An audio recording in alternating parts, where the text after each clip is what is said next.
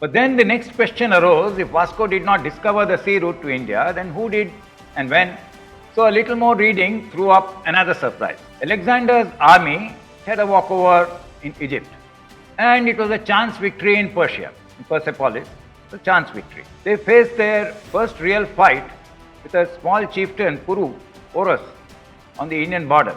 And the part which they don't tell, that Alexander's army was terrified by the Indian war elephants and panicked at the thought of 60,000 more war elephants ahead in Patna. And therefore, Alexander's army mutinied at the border of India and refused to go further. So I have some images of this war elephant and how they were used like battle tanks. So Alexander was forced to turn back. But he dreamt of returning to India with a bigger army. How to transport a big army across desert and mountain? Army needs a lot of food. Where are you going to carry that food? Where are you going to get it?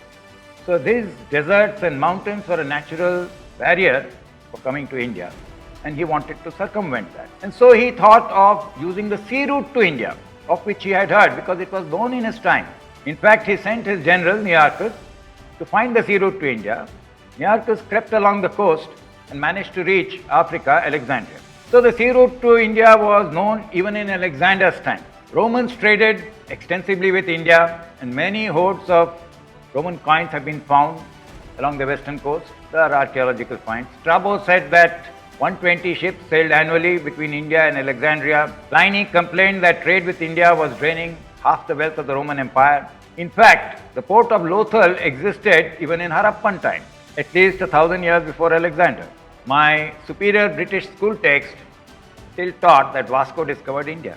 And one had to repeat that, otherwise they would flunk you.